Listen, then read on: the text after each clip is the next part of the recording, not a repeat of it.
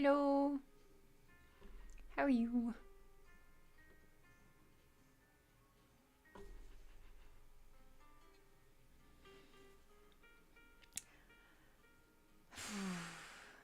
I have a confession.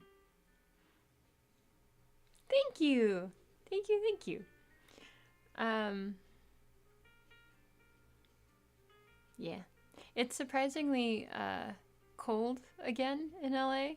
It was very, very warm, and then they decided, they being the weather, um, that it was gonna get like, overcast and chilly, and it's going to rain this weekend or soon.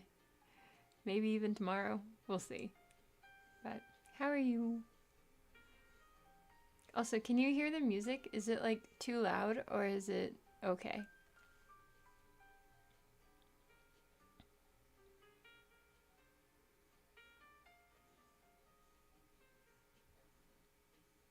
Sorry. Uh, I fully admit that my brain is a little bit fried. Um,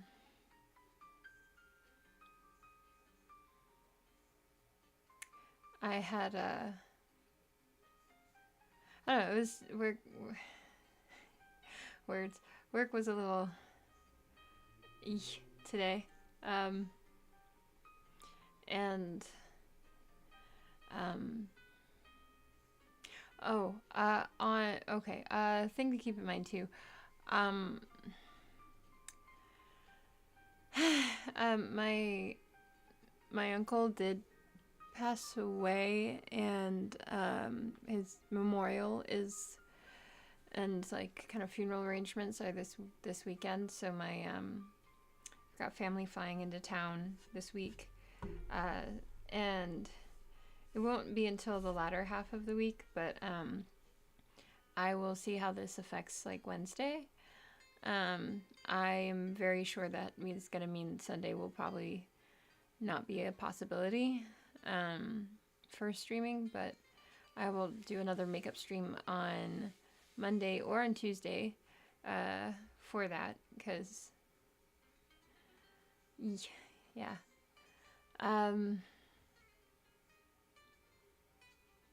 Yeah. Um, yeah, I guess today's topic is actually about like AI and how good it has gotten, because I I'm so embarrassed. I I had released like a video that was an edited version of the live stream I did about the language and symbolism of hair throughout the ages, and I had found this one photo that I'd found in an article about different like kind of artistic representations or darker artistic representations from of like Renaissance era art, and I it wasn't that all the art within it was like done in the Renaissance, but that it was kind of depicting that era and some of the mentalities of that era. And I found this one picture and I thought it was so cool. I was like, wow, I've never seen a Renaissance image that's quite like this. And that should have probably tipped me off to begin with. The reason I wasn't immediately like, oh, that's obviously what that is, was because there was one. Well, okay. So with the image in question, it was a kind of rendition of a very haunted.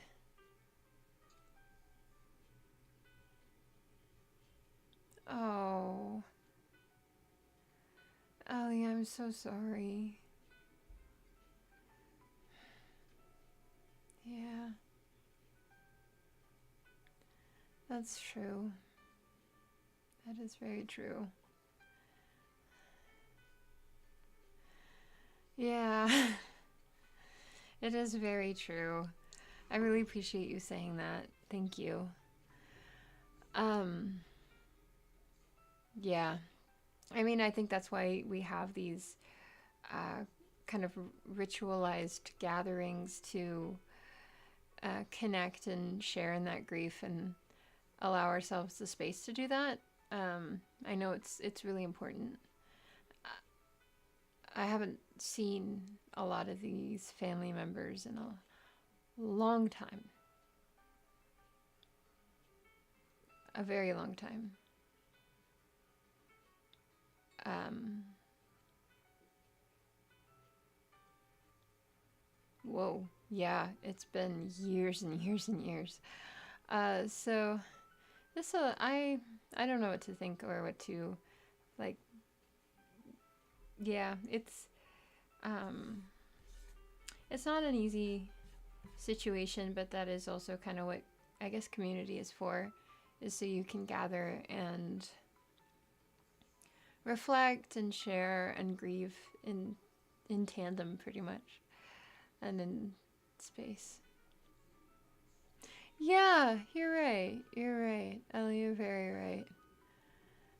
You're very, very right. Yeah. Um, but that is, yes, that is kind of something, that's what's going on. So, this week is gonna be a little inside out. Uh, yeah. Um, but thank you for sticking around. Um, right. Okay. So with the AI image, I'll pull it up so you can see it. I was very surprised by. Is it this one? Yes. Oh, why is it so small? This is the image. I 100% thought this was real. There was even a no, Ellie, not for my credit card info, but for this. So this is the image, and it like depicts a Renaissance era looking person, but they're also wearing pants. And I was like, this is such an interesting outfit. And um, I'd read about like that being kind of a page boy design, like a design, like a certain clothing style that people in very specific situations and specific, um, like like approximate, what do you call it? Connections to royalty and wealth as in like service spaces did wear like pants that were really tight like this. So I totally thought this was a real image. And I was like, wow, this is such an interesting photo. It's so arresting. The painting, like the image on that person's face looks so haunted. And then to have this like kind of demonish looking person in like in tandem, it just was such an arresting image. And I when I was looking at the article, I remember it saying that under the tagline under the photo, because all the photos had like like the artist and then the title of the image with it. And I distinctly remember it saying something of Goya, like it was done by Goya, and I can't remember the rest of it, which really frustrates me. Um, and I thought I'd linked the article as well in my source notes. And I was so wrong. I was so wrong. So I also used it for my thumbnail. Here it is. Like it's right here on my thumbnail, and I was really proud of this. I was like, wow, I really like this thumbnail. This is easily like maybe my favorite that I've made, even though I've I've made a lot, because a lot of the ones that end up on the image on the videos are not like I go through like 7 or 8 mock-ups of different kinds, because making thumbnails is really hard, and I did not realize how difficult it was because it's such a carefully curated thing to balance everything just right while also getting the image and the idea across. And I mean, I and I posted the video, and there was somebody who was asking about where the image had come from because they also really liked it. And someone else responded before I got a chance, and it was like, it's AI. And then they said they also pointed to another image that I knew for like wasn't AI because I have it in like um one of my fairy tale books from that like I refound that were from like my childhood. And it's like it was like a really famous image. And so when I first saw that comment, I was like, oh, maybe it's because of the video quality, or it's just because I'm a new streamer and a new like YouTuber. And no, they were right. So when I was replying to the comment, I went to go find the article so I could find the title of the image and list it so that the commenter could find it themselves. And also I was gonna tell them that like, hey, I've linked this in the description. Can go back in time. Well, yes. Okay, so yeah, it can create images that look as if they have been like classical paintings and classical images. And I think I have gotten so used to AI looking this weird kind of either modern day or futuristic, or really clearly like with a lot of those meme images of like kind of fantastical romantic interpretations of like knights in shining armor and princesses and stuff. I've seen those on my feeds before, but I didn't clock that those initially clock that those were AI. I thought that they were maybe like, because they were so similar to images I have seen in books that I had from when I was a kid. So I really thought that, one, it didn't occur to me that they would make images that were like that. And two, there's this very interesting and specific kind of yellow cast that kind of like blends out features that is almost like too perfect that I'm used to looking for when it comes to AI images. And guess what? Not anymore. There is now a hierarchy to AI and a hierarchy and subscription model structure to the quality of the images and kinds of AI that you can access. And I went to go find the article because I had it in the description, and I clicked the link and the page was gone. It was no longer there. I could not find it. And the thing too that's tough is when I'm trying to source images for videos, I'm doing that like after I've made the video when I'm in the editing process. And editing takes days. It takes hours upon hours of searching. You have to go through and, cut down the videos. You also have to cut down a lot of things that are natural in traditional speech but are very boring to listen to if you're not engaging, in a live stream, for example.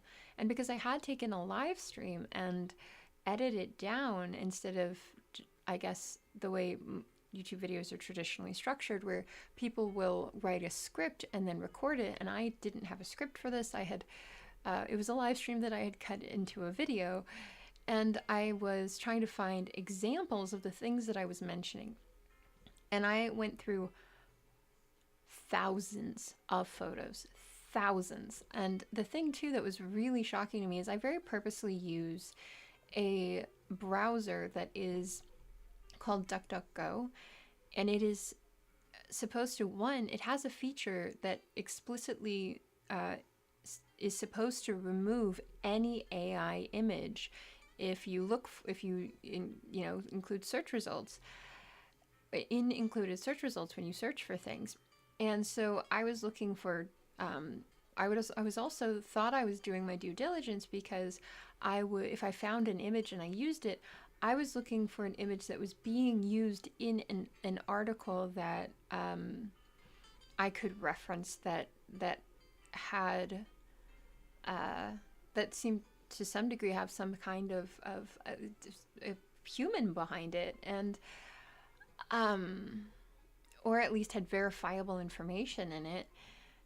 And I was also doing that for every single image and every single clip and every single thing that I found. So that's hours and hours and hours of combing through images, combing through things.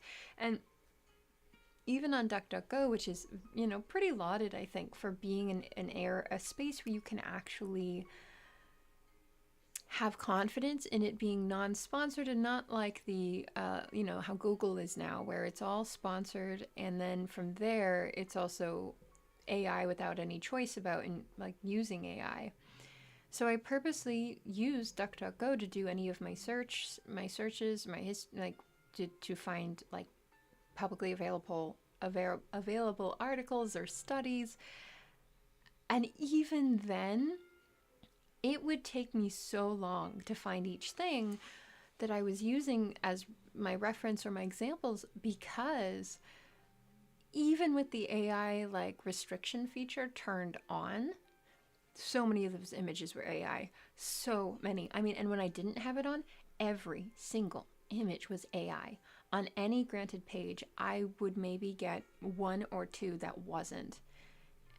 And I was shocked. I was so shocked when I was doing that. But to begin with, so when I did find photos that felt legitimate, I thought, well, this is great. There's no way this is AI. And I remember my first reaction when I saw those comments, and then, you know, I was trying to be able to show that my sources and show what I was doing.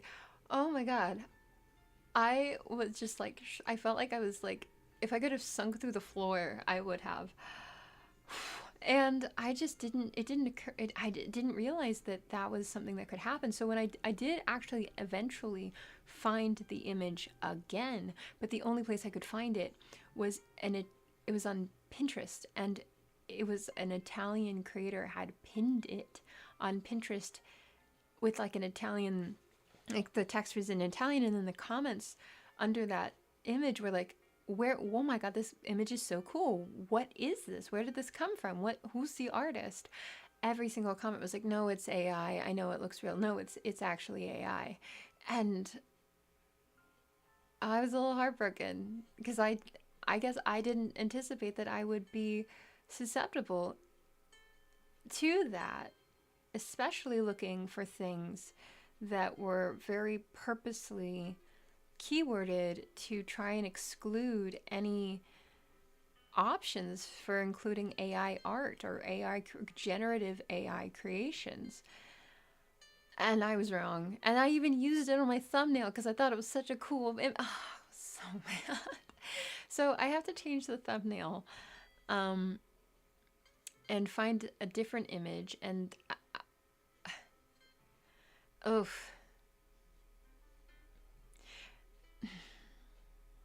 and it's tough because, you know, because I'm so new to YouTube, I'm still learning a lot about things like frame rate and getting my voice and the image to the video to like match perfectly. And I've been getting some comments about it where it's like, people think that my videos are AI because of the mismatch in frame rate and audio. And like,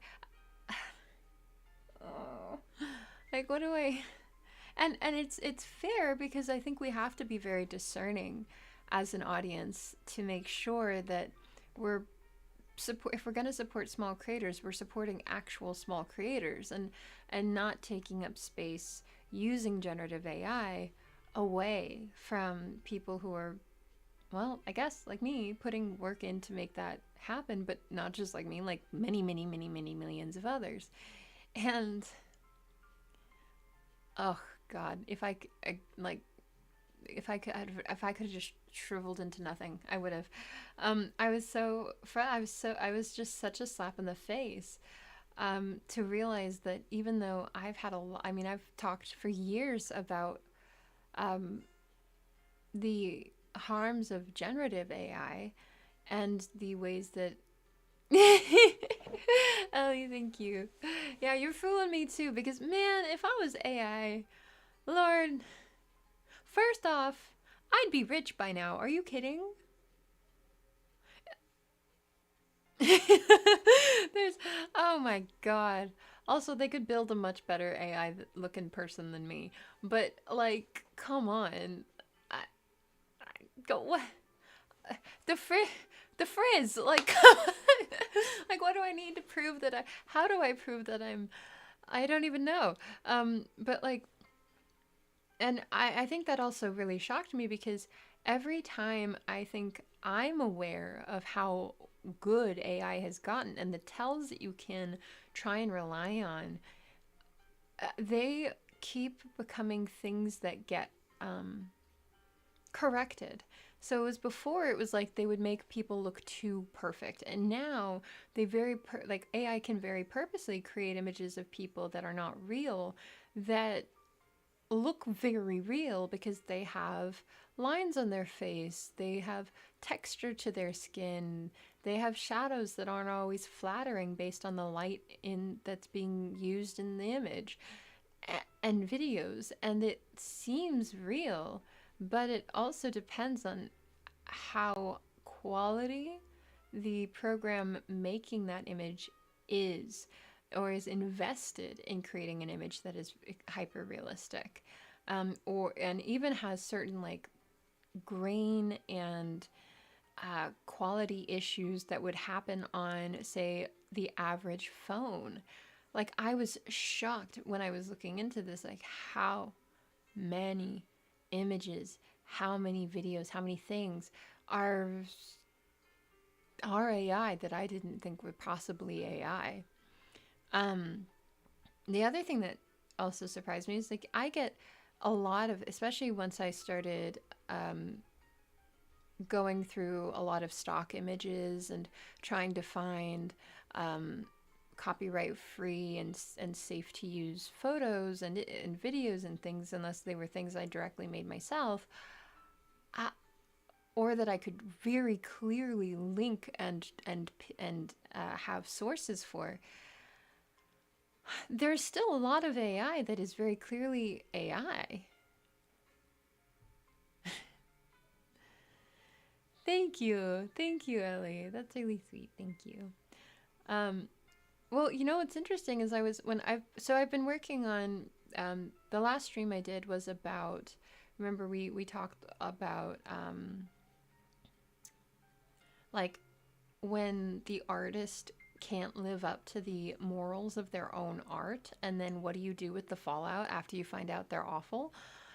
And I was going through and looking at the video quality of that video versus the one from the litmus test in the exposition and film video, which is where I was getting other like questions about frame rate and about the audio mismatch. And I was looking at them really hard, and I realized that the lighting in my room when when I did the exposition in film video and I did the recording for that, it did kind of create this like soft fuzzed out look to my face, like I had a really strong filter on, and at first I didn't quite catch it. I mean, maybe it's also because the image itself, when I'm doing the video editing, it's like it's barely a quarter of the screen, so it's much smaller, so those details that you can see a lot clearer if you're looking on a YouTube video are not as obvious. And also when you're staring at your own like image or video for a long time, I think I stopped seeing myself. I stopped really, there's a lot of things that I didn't pick. Like, you just stop hearing, you stop seeing, because you're re-listening sometimes to the same little tiny quarter of a second clip, like 7 or 8 times minimum, to try and catch a thing or fix an audio issue, or something like, or things like that, and or to make sure that you have it timed the right way. And that uncanny valley component was kind of striking to me, to realize how different it was. And so much of it was the lighting in my room, because I recorded it during the day when it was bright outside, and I have a window that is immediately behind my computer screen and also behind where my webcam is. So I thought that was going to be a good thing. And when also, I think when you upload videos from the editing software and then you put them onto YouTube, if the video quality is not like really high, it does degrade a little, and it creates even more of that effect. So there's things that I'm learning how to fix, because I'm not, well, I mean, I only started learning about YouTube video editing like a month ago at most. Like, when I did the hair video, that was the first time I did when I did the like culture and like how culture shapes gender shapes art, and how it interrelates. That was the first video where I actually used like editing software, and I had such low quality video throughout doing that I wouldn't have been able to pick up on any of those things, because you could barely see my face, because it was barely in focus. It was pixelated so badly. It was so frustrating.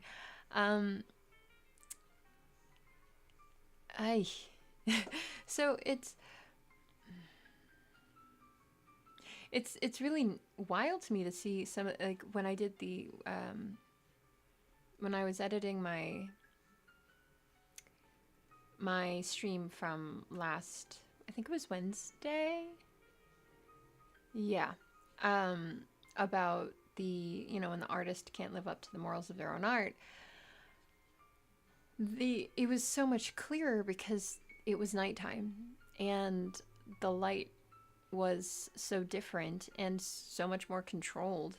And there wasn't like, I have also a rainbow film on my window that comes through, and I thought it looked cool, because in person it's so gentle, it's so soft, it's like these little rainbow, like, it looks like little fairy, like rainbow fairies, just like kind of quietly in my room. But behind me, when I was looking at that video again, somebody commented, it was like, "Whoa, that's my migraine aura over there," and I was like, "Oh," because it was really strong. And didn't like, I just thought it looked kind of pretty, but I was, again, it's something that I'm inured to, because I'm used to it, because it's in person and I'm not seeing it the same way. And even the video, even the exposition and film like video that I did, the video quality gets better as the sun goes down, which you can see happening. Like, you can actually see the rainbows start up there and then come down to like right onto the dress behind me, the pink one, and then go down to the floor. And it changes so much about how the entire everything looks, but it's also subtle enough that, like, if you're not actively looking for it, it doesn't stick out that strongly. So that was an experience to realize, and also now to come to terms with. Like, I am just as capable of getting duped by AI as, like, the average boomer.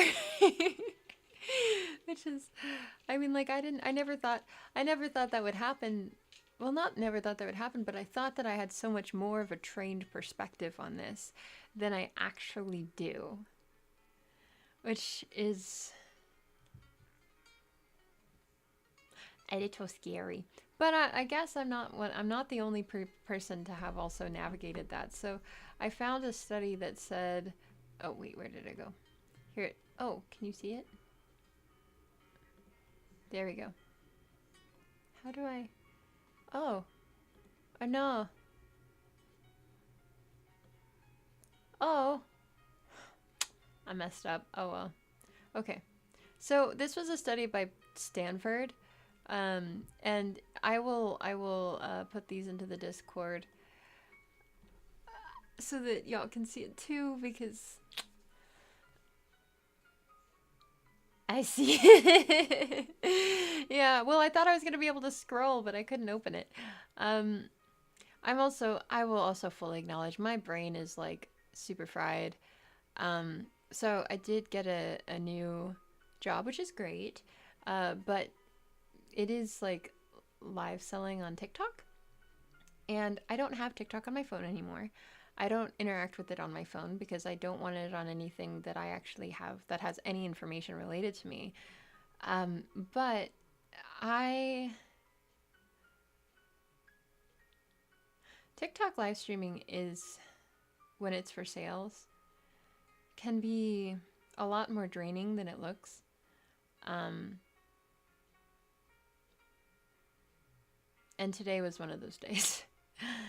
uh, and it I think also because you're concentrating so hard on a very specific, on like a very specific kind of screen, and trying to respond within seconds to any kind of all these different things that are going on this screen, and like on for the viewer, but also going on around me, behind me, and to the side, everything. Like it's kind of like being in like hyper aware mode. Or like phew, whatever it is, it's everywhere. And so you have to be very mindful and on it, while also being very enthused and exciting. No, well, you mean the comments or the live stream? No, nobody was being hurtful at all. Not at all. Fortunately, not. Um, I have not perused TikTok since I took it off my phone.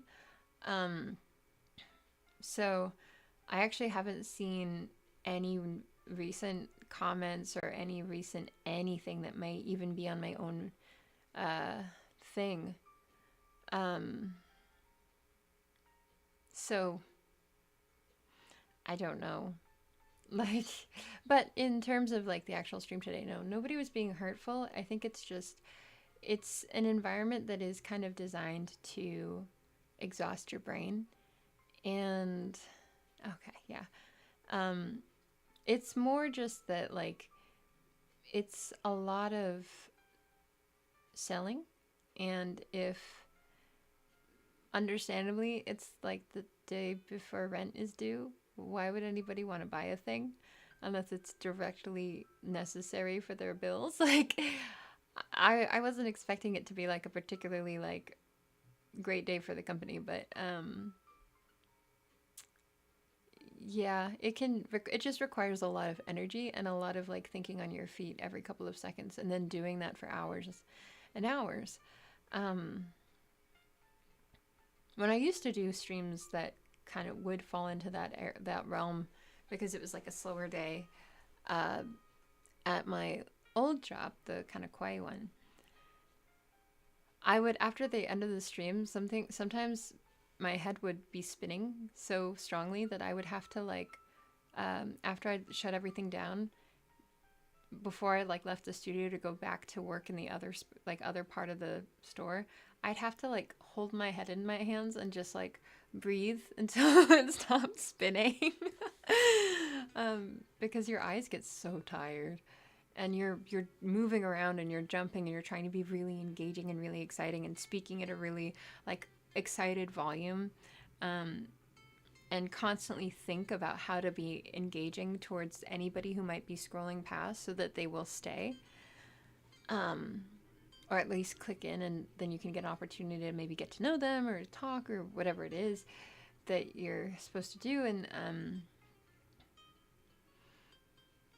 it when you do that for like hours and hours and hours, like every day, and I work 6 days a week now again, so it just, some days your brain is like nope, I don't got it, you don't got it, we have no brain cells left. And that's kind of like where I am right now too, because I had I think I just also wanted a kind of an opportunity to just like chill and chat about things with y'all when it, especially and also just share this experience about like, oh my God, I can't believe I got duped by AI. One, I think that speaks to my own hubris about my sense of awareness when it comes to thinking I know what's real and what's not real. When a lot of the things that I qualify as real are pixelated like reproductions of reality on a screen, versus like it's not like I'm standing in front of those actual pieces of art and saying, aha, indeed. Like, evaluation complete, here's my analysis. I'm looking at reproductions of those things that are helpful for disseminating information and sharing art and sharing the history behind the art and the meanings involved in it. I'm Brand. Am I AI right now? What would an AI person think or say or do? I don't know. I don't think I've ever like I only ever if I ever interact with AI, it's because it's ads and it's trying to sell me like an AI plan because it keeps trying like because there's a lot of video editing software and video editing stuff where they're like, "Ooh, you would probably like an AI thingy-majig," and I'm trying so hard to avoid utilizing technology like that because I don't want to contribute. And I also don't want to get myself in any way, shape, or form comfortable with the slippery slope of, I'll just use it one time. No. It'll get me. It'll get me. But I've also noticed the way that I write naturally because you know, when I was in college, I had to learn how to write a very specific way. And it's a combination of being someone who came from a creative writing background into a scientific space. I had to relearn how to write like everything about sentence structure. And that has absolutely affected the way that I write. And I realized a lot of AI writes a lot like how I do. And I'm like, why? This isn't fair. Because you know, even when I'll read through, sometimes I'll read through the descriptions I'll write for like YouTube videos, or I'll work really hard on coming up with a catchy or interesting title, and then I'll get real nervous about it. Like, is this lame? And then it's the lameness is not the fear or not the concern for I think most people seeing it. It's more like, is this AI? Are you real? Also, nobody uses, I don't even know what they're called, hyphens anymore in the middle of a sentence. And I'm like, why not? Why not? or Oxford commas. I thought that was what you needed to do. Like,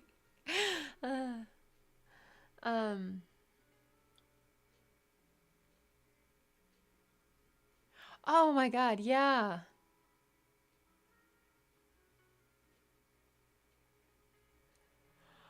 Oh, yeah. Yeah. I'm sorry, that was awkward yawn.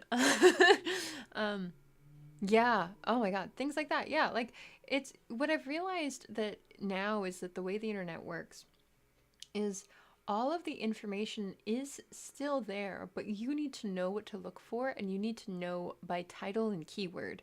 You can't, like before, you could, like, and I would say before, meaning even like a year to 2 years ago or less. I feel like you could just kind of Google a general concept and then work your way into a more specific uh, niche based on what you were looking for, and you would get guided towards different options. Now, I feel like instead, if you want to avoid things that are AI generated, you have to have the keywords because even like, so for example, when there was that comment that was identifying an image in my it was never just hair video that was very much a real, very much is a very real painting and a very real thing. When I went to go find, I couldn't remember the name of the painting. I couldn't remember the name of it at all. I was like, I know this image, but I couldn't remember the name of the painting and I could not remember the name of the artist. And so I went on this like exploration trying to figure out how to explain the art in a search bar in a way that would actually lead me to it. And I got so much AI instead. That was not the thing. And it took me like 30, 40 minutes to find something that I knew was there. I knew was real. There was like I have a physical book that has this painting in it splayed across 2 pages that was published in the originally in the 1930s. Like, I know it's real. This is pre-AI. But yeah, it took a long time, and now the name is stuck in my head. It is burned into my brain. But even when I looked up the artist's name, once I figured out the name of the artist and I was able to sort of get there, I had a moment of terror where I was like, wait, am I wrong? Was I wrong this whole time? Was this also an AI image? Because I when I looked up the artist, which I found through like an article that was talking about different work that that artist had made, and I wasn't able to find the image that I had used. I looked up that artist and I looked up like the associated words that I knew for sure could get me closer.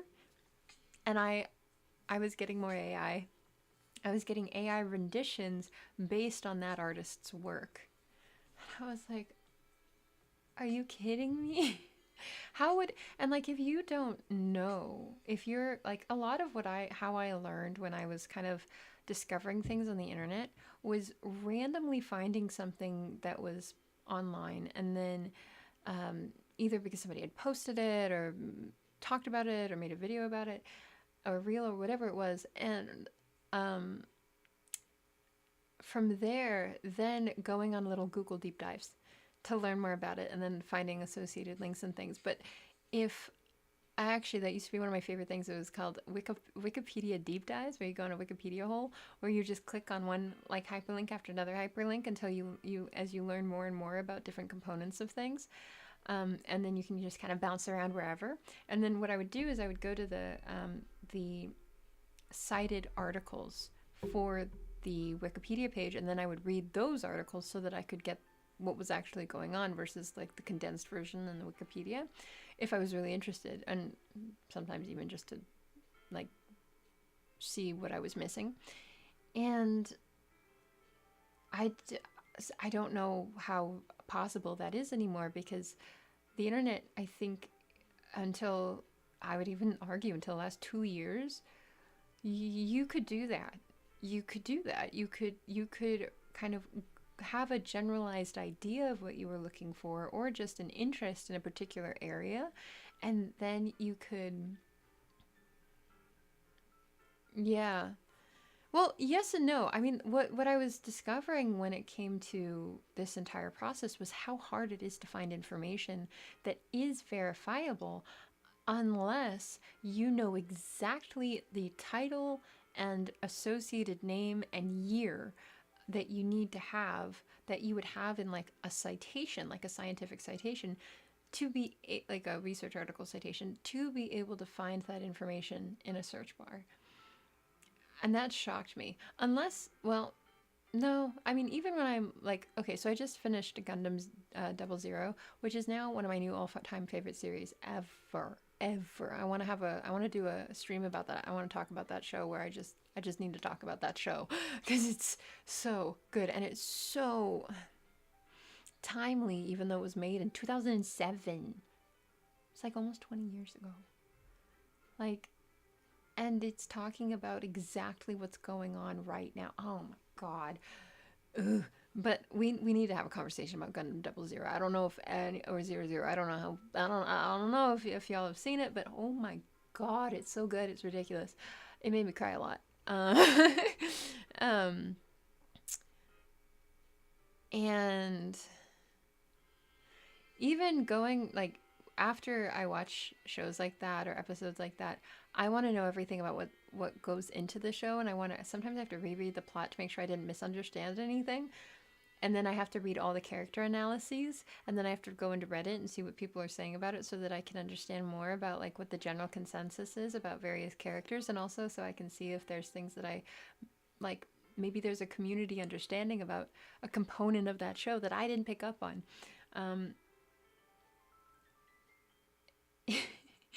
And sometimes I realize that, like, outside of those specific fandom spaces where there's been a history of the average person having to do their own research and their own work into essentially compiling information that has been able to be largely like not negatively affected by generative AI. When I'm looking into scientific components or scientific things, or I'm looking into art history, or I'm looking into things that are kind of more in the public domain, it's so much harder to find things that aren't, that I can be sure are verifiable. I Yeah, no, Ellie, I do. There was two things we were gonna watch. Was it Perfect Blue, and then I think the idea had been on April 1st, which is tomorrow. No, Wednesday, to do a watch party on oh man. Was it Perfect Blue, or was it a different film? Because there was like another film we talked about and we are like, let's do it on the April Fools. I was actually wondering about that, if y'all wanted to do that, because I know that Wednesday's my streaming, like my next day that I know for sure we can stream, and I was like, what if we like, maybe that would be the perfect time to do it. Um, and I know we talked about April like Fools, and I think it was supposed to be funny, but I also kind of took it seriously. um, but I'll go comb through the Discord and I'll check. Just to make sure, because I know if I can't figure out what the other movie is, regardless, I would love to do a watch party for Perfect Blue. I love that film. I love that film. Also, okay, so I haven't watched this film, and I don't I want to watch it, but I also want to get y'all's opinions on it. It's this Japanese film called Helter Skelter that I think came out in the mid 2000s, like 2007 maybe. And I realized that the substance with the Demi Moore movie, it's 100% that. Like, the film was just like, but without the same grotesque components to it. Like, it's a little bit like lighter, but the mental anguish of it is still profoundly explored. And there's other elements to the substance that are absolutely explored in a different way. But there are components. Then there's like, it's like the blueprint to me, kind of like how Darren Aronofsky took Inception and just took it from Perfect Blue and Paprika, or it was Paprika, and then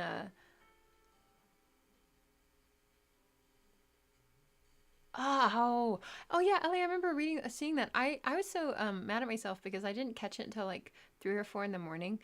A few days later, when you were talking about a different anime that you were like, I really want to watch this, but I have these negative associations with it. I want to watch Full Metal Alchemist watch party because it is probably one of my favorite series of all time. And I also wholeheartedly understand that if you watch it with somebody who you have negative assumptions with, it destroys your ability to connect to that experience. Oh, thank you so much. Thank you for... I was thinking of Requiem for a Dream. That's it. Requiem for a Dream was Perfect Blue. And then Chris Nolan was Inception. Yeah. Thank you. Thank you. Man, like I said, my brain is fried. AI wouldn't make mistakes like that. Sorry. I mean, it probably would. It probably would. It totally would. Okay. Either way, I would love to do that. So if you're interested, maybe we can do like I like the idea of having like a kind of Sunday stream watch party where maybe instead of necessarily talking about a particular topic, we can have like a... Oh, Ellie, yeah, I bet. Yeah. Man, I'm so grateful that because I also was introduced to a lot of this anime by an ex, who did me did a number did a number on my mental health.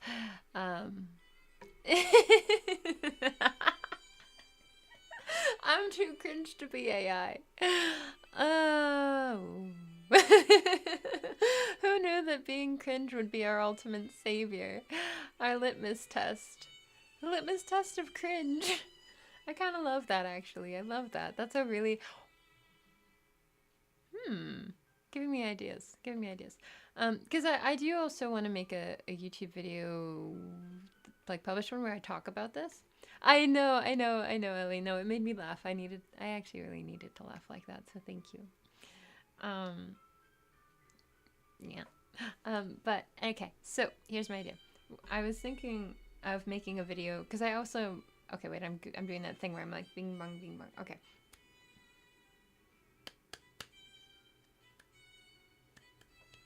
Okay, sorry. I'm trying to structure my brain again, and it's not structuring itself. Okay, I was thinking of...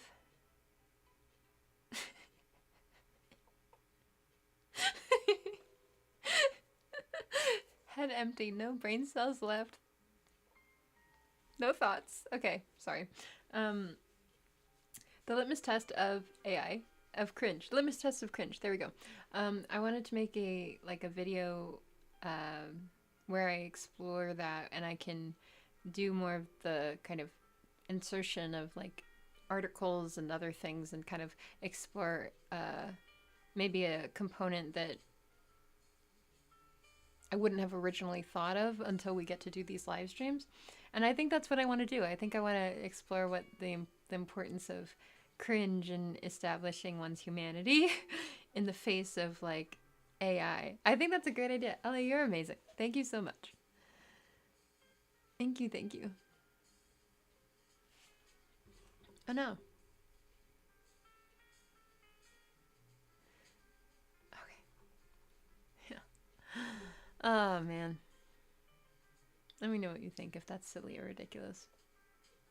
But yeah.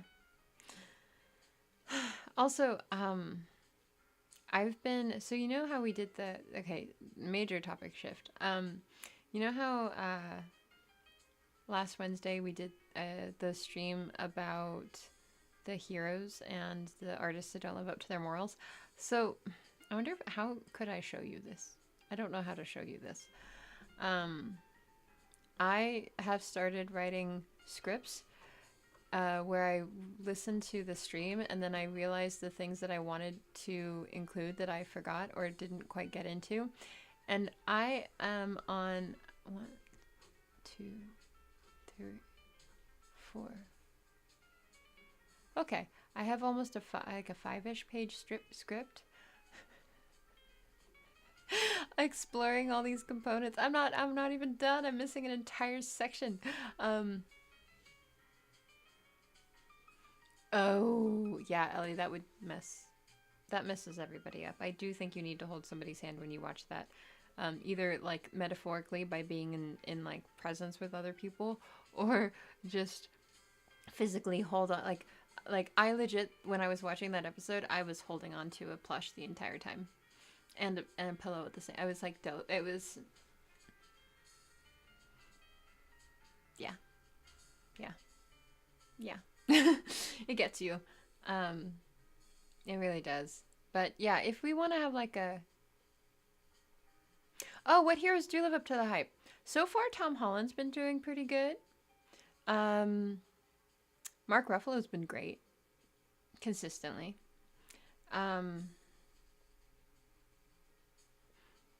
Who else?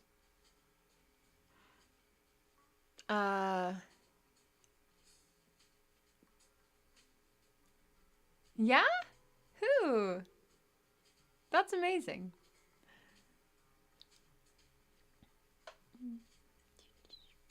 Yeah, I'm curious. Andrew Garfield. I've heard positive things about him. I have. I haven't looked into him deeply, but I have heard positive things. Actually, that reminds me. There was somebody... it's just on the tip of my tongue. Well, Michael B. Jordan has been consistently, like, very, very, very positive. I haven't heard anything negative about him. I'm knocking it. I didn't want order to bark. Knocking on. Oh. Let me look them up. To the Google I go. Actually, to the DuckDuckGo I go.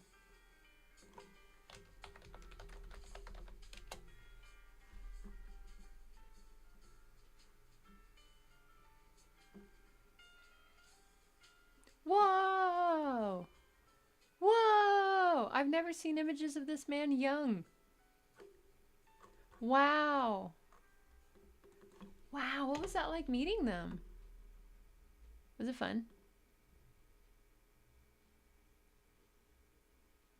That's wild.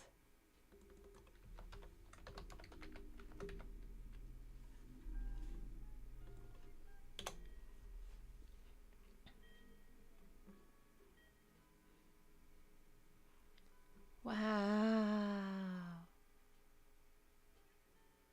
1912? Can you imagine being born in 1912 and making it to 2010? I bet. Yeah. I'm with you on that as well, Ellie. Also, Clive Barker, I've heard, seems pretty good. I'm so happy for you, Brent. That's awesome. I hope that was like a very affirming and positive and like engaging experience with like all the good feels and all of the goodness that can come and the hope actually and the inspiration that can come from meeting people who have really devoted their existences to the betterment of like the world and fighting injustice and racism.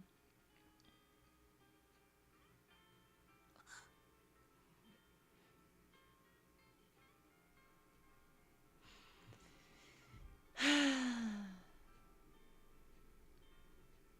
don't know if we'll ever not have some types of prejudice, but I do sincerely hope that we destroy our senses of cruel judgment for, you know, unless yeah, no. I think the only time you should judge somebody is like if they are show themselves to be a cruel human being or not, when the opportunity to be kind is plentiful.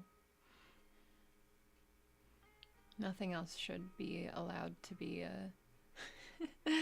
a negative. Yeah. Yeah. That's cool. Oh man. But yeah, maybe we can have like an anime watch party. That would be nice. That'd be really nice. Yeah. We can have different. You can either do movies or can do like a series, depending on what everybody's feeling like and comfortable with. I love FMA.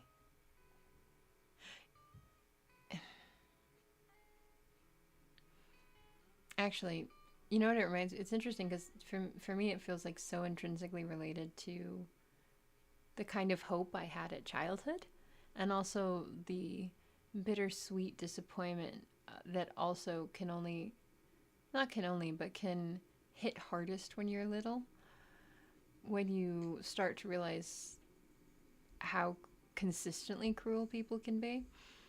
And FMA was like, it hit all of those components for me and like felt like a very validating experience to be able to see it reflected on screen as I was also experiencing it myself. And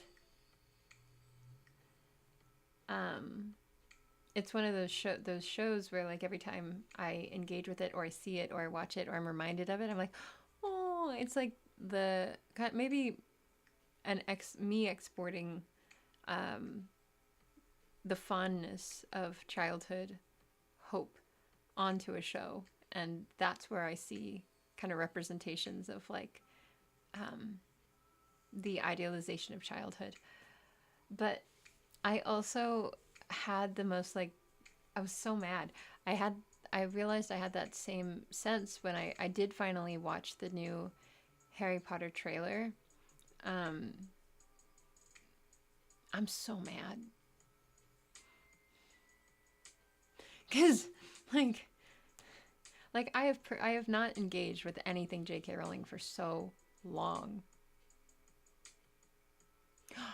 Oh, that's my favorite movie ever. Yes. Yes, we can. Yes, we can. 110%, 100 and bajillion. Yes, yes, yes, yes. That's my favorite movie ever. The one with such that Satoshi Kon helped direct, or at least was like supporting in the direction of. Yes. Yes. Yes.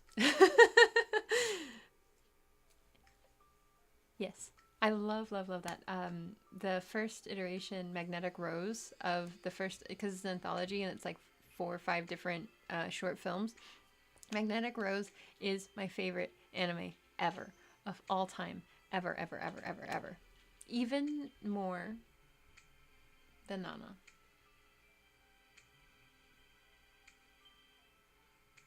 Yes. Or Cowboy Bebop. Or FMA. But for completely different reasons. Yeah. So I would love to. I would love to do that. So we got a really good roster. We got Perfect Blue, Memories. Maybe we make it a movie thing. And then if we want to do some shows, we can... You know what I want to do on Stoat? Okay, so I'm working on getting the messages shifted over so we don't lose them. I don't want to lose them. It's like our community. It's like the history of our community in like represented in a in messages. I just what no. So I'm trying to figure out how to do this, and I would like to also expand a little bit because we have all these cool threads, but I would love to have like I don't know how to make this work, but have like a regular like a calendar thing that does scheduling.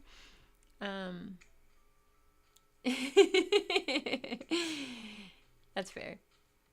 That's fair. Brant, it's really good. It's really, really, really, really, really good. Depending, I mean, it's a medium of artistic representation of storytelling. So, it's a form of storytelling. So, like, it's like saying storytelling is really, really good. Some of it is. Some of it is awful. Some of it is like, why did you think this was okay? Some of it is celebratory of the cruelest and worst things about humanity. But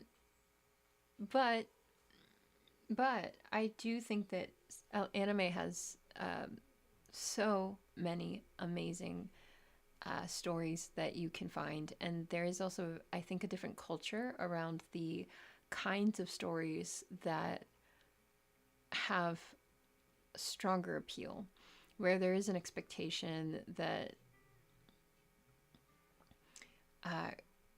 characters have a lot more nuance.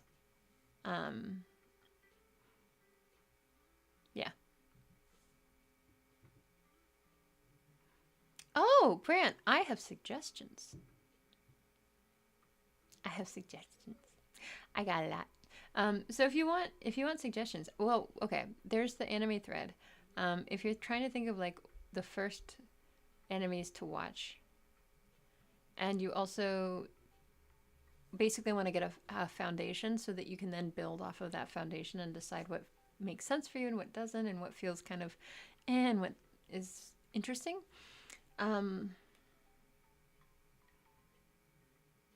feel like Cowboy Bebop is probably one of the best intro animes to watch because it also is something that no matter when you watch it, how many times you watch it, you learn something new every time and you care just as deeply as you did the first time.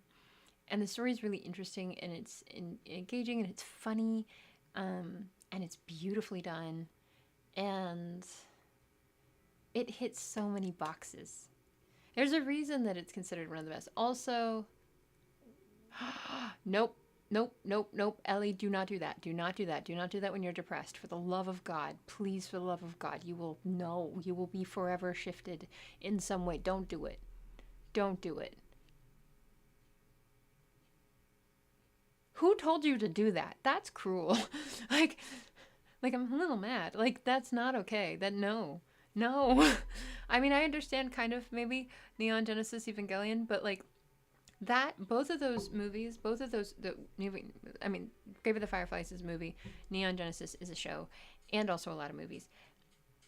Don't do that if you're not in a good headspace.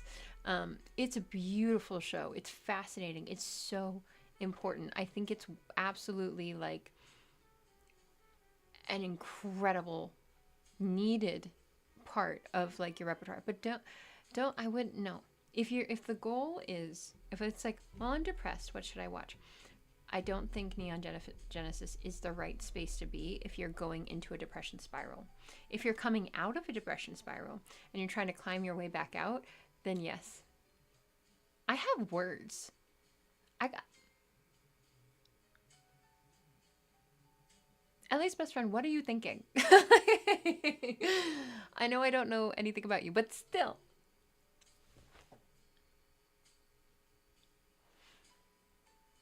No. No. Absolutely not. Absolutely not. Ah, no. Ay, ay, ay. I would argue that instead it would probably be better to, if you're going into a depression spiral, I would watch Princess Mononoke. I think that that is actually, Brant, watch Princess Mononoke. Start there. Yes. Yes. You think I'm joking. I'm not joking. I can't even keep a straight face. Oh, man. No, seriously, though. Like, I think that if you're going into it to Princess Mononoke, if you're ready to come out of it, Neon Genesis, because it helps you. I think it's really great for, like, helping you understand and reflect.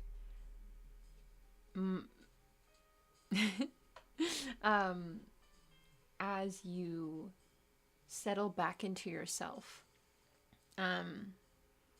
instead of drowning in yourself, because everything that is happening in that show is emotional, it's intense, it's fascinating, it's beautifully explored, but it's also something that I feel like you do need to be able to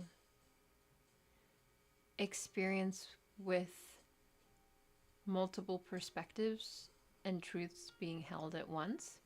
And this is maybe just my personal understanding and my personal experience in any way, but like, I feel like it's a lot harder to hold all those things at the same time if you're also kind of sinking downward. Yeah. I hope that helps. Or at least explains even a little bit. If it doesn't, please let me know if I'm totally off base. Now, again, there are probably lots of people who have found it to be a really helpful way to dive deep into the feelings that maybe they are struggling to allow themselves to feel, experience the grief, and then find a way to bring themselves out of it. That I can fully understand. I just think that it can be because it is such a strong experience, it can be quite a lot if you are not in the space of being ready to come out of it, which we don't really necessarily get to choose. It's when it's the right time is when it's the right time. So, yeah. Yeah. Yeah. But, okay.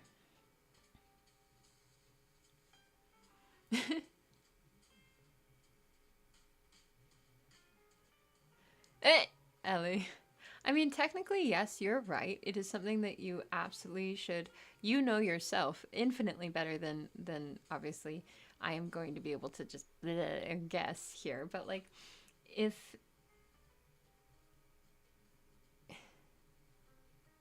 it's definitely a show that I think people find different messages in at different stages of their lives, and also when they're in different spaces mentally or emotionally. So there might be a lot of value in like experiencing it when you're in a low place to begin with. because it does really explore like deep depression. It does, like, profoundly. Maybe it's just a personal thing to be like, well, it's one thing when you're on the other side of it and kind of like lifting yourself out of it to be able to look back and be like, ah, I was there, versus when you're in it and you're seeing another person on screen who was in it and you're like, what is, there is no way to climb out of the hole.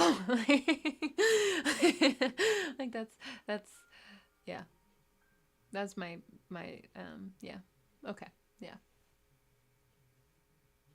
Everybody has a different experience and a different ability to navigate those things.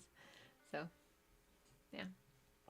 I will say I did used to actually do what your best friend said, was like, I did used to do that, but with music. I would make myself listen to certain songs that were Gone Girl is terrifying. Gone Girl is terrifying. That is, oh, there is not a single person in that movie or in that book that it was adapted from that I like. I hate all of them. But they're written so well that that experience is so engaging that you're wrapped. You're just riveted towards like what's going to happen next. Ooh. Oh. I don't know. I've never seen that movie, but I have not heard much that was helpful or positive about it. Was that helpful for you, Ellie? What was the first movie I saw after?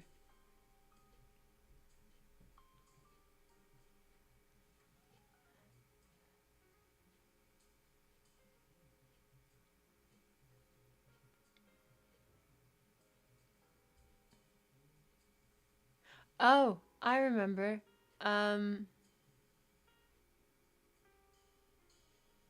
Tempopo. That's terrible. That's terrible. Yeah.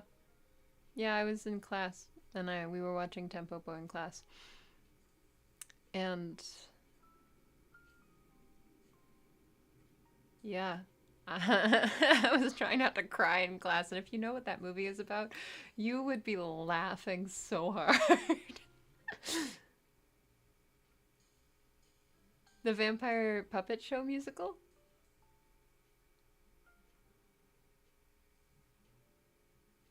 Oh, Jason Segel. I don't know anything about him, really. But I have to look into him because I imagine if you're modeling yourself after him, then he must have really good morals. Like he must be very like on it and kind and easygoing and also aware and strong and capable. What's the Vampire Puppet Show musical, Brant? I'm very curious. It's in. Oh, okay.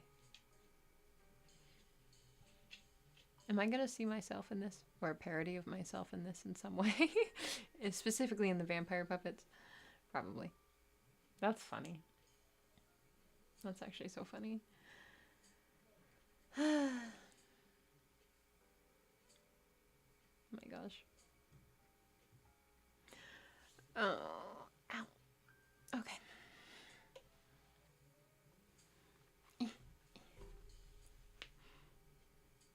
Wow.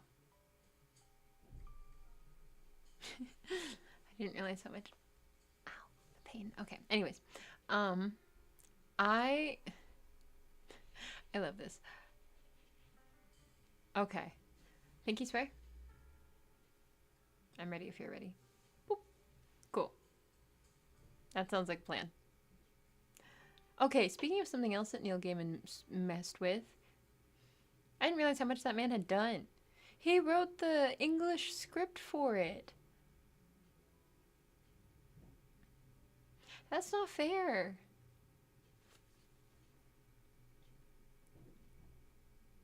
Wait, I wouldn't be against a vampire rock opera. Why isn't this not a thing? Okay. Actually, I probably should have known that I was going to end up this way because when I was a kid, I remember this so vividly. My mom and my grandma took me to a ballet performance, and it was obviously a big deal. It's a ballet performance, and it was Dracula. I have never been the same.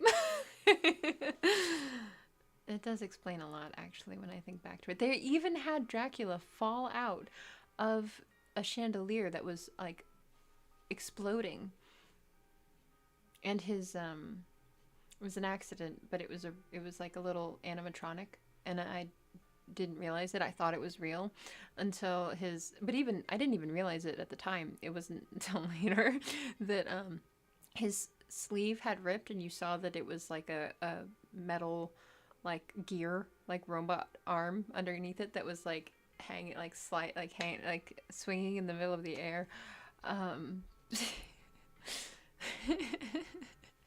And I remember thinking, what? He was a robot the whole time?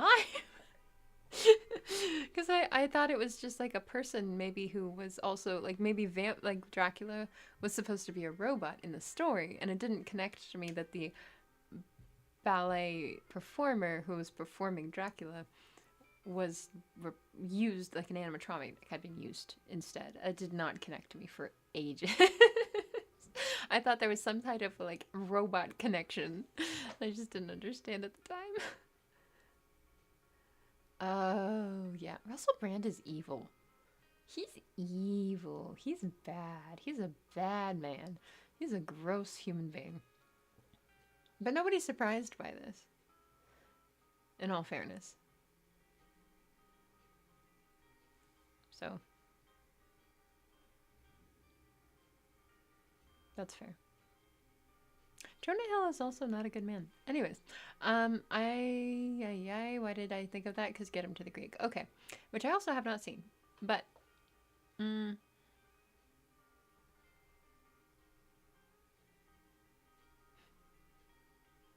all right, yeah, he big time sucks. He does big time suck. I think that I should probably eat food, because that hasn't happened yet. And prepare for family. My room needs a lot of cleaning. But, yeah, I think I need to start getting ready for this stuff. I will see you all on Wednesday. And if y'all want to do a Discord, like, video movie night of Perfect Blue, I would love that. That sounds awesome.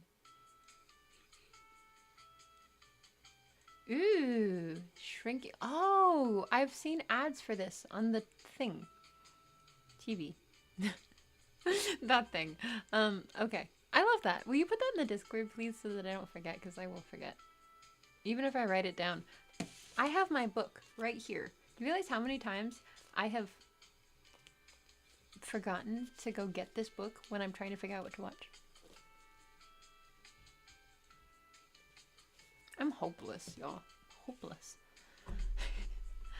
Okay. Shrinking. Vampire puppet Sarah Marshall. Forgetting Sarah Marshall. Okay. Alright. We have our pinky swears. On Wednesday, we're going to watch Perfect Blue on the Discord. Brant, are you on the Discord yet? Let me put the...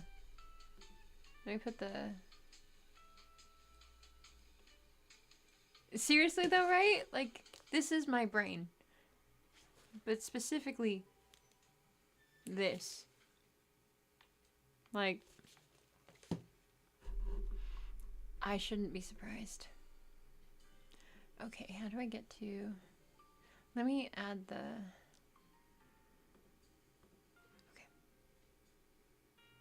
Okay, I'm putting the link in chat. There we go. It is also in my YouTube bio now, so you can find it there too. So yeah, you gotta jump in so we can watch Perfect Blue together. That'll be fun.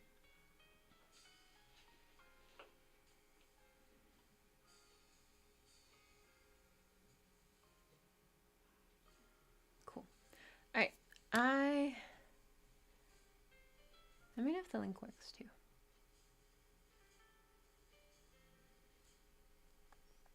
Okay.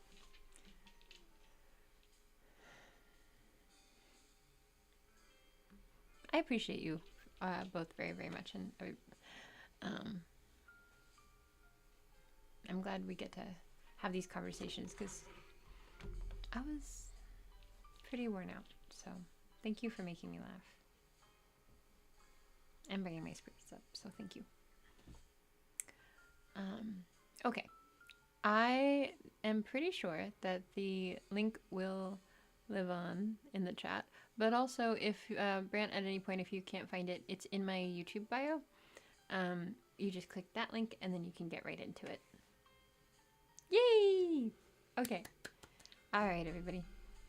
Have a good night. I will see you on Wednesday.